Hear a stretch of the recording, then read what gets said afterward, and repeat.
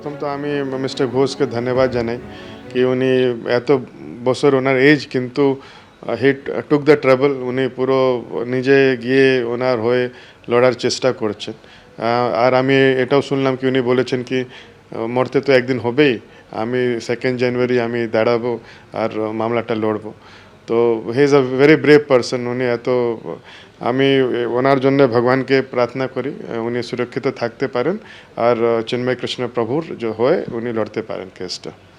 Just উনি দাঁড়ানোর জন্য যখন কোর্টে গেছেন কীরকম নানাভাবে ওনাকে থ্রেট দেওয়া হয়েছে, ফিজিক্যালি ধাক্কাধুক্কি হয়েছে।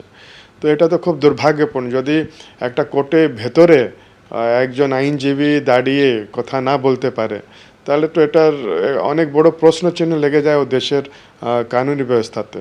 আর আমরা দেখছি কি এটা একবার হয়নি, অনেকবার হয়ে গেছে এখন।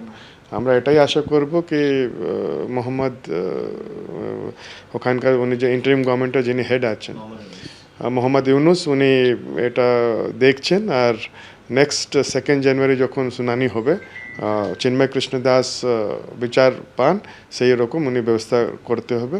আর মিস্টার ঘোষকে স্পেশালি ওনাকে সিকিউরিটি প্রোভাইড করতে হবে। মনে তো অনেক বড় আশঙ্কা রয়েছে, অনেক বড় বড় প্রশ্নচিহ্ন হয়ে গেছে যেটা আমরা দেখছি।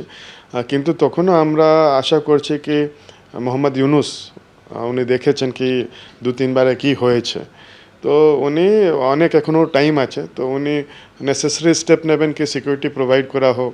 যদি ওখানকার কেউ অ্যাডভোকেট দাঁড়ানোর জন্য রেডি নয় তাহলে গভর্নমেন্টের ওকিল আগে থেকেই ঠিক করে রাখলে সো দ্যাট কি আবার শুনানি পিছিয়ে না যায়। আমি মুক্তিযোদ্ধা লড়াই চালিয়ে যাব, 2রা জানুয়ারি আবার চিন্ময় কৃষ্ণর হয়ে চট্টগ্রাম আদালতে সওয়াল করব, সাফ জানিয়ে দিয়েছেন চিন্ময় কৃষ্ণর আইনজীবী রবীন্দ্র ঘোষ।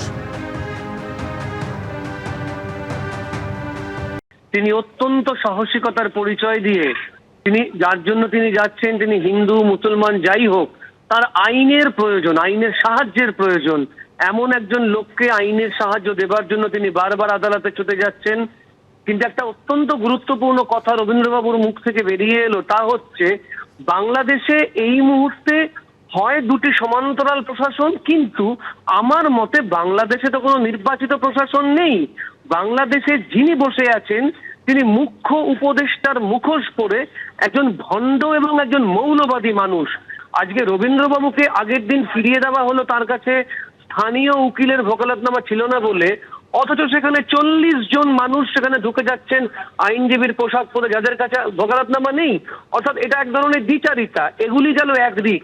রবীন্দ্রবাবু 2 তারিখ আবার যাবেন বলছেন, কিন্তু আমার ভয় হচ্ছে 2 তারিখ ওই চিন্ময় কৃষ্ণ দাস বেঁচে থাকবেন তো? 2 তারিখ অবধি তিনি বেঁচে থাকবেন তো?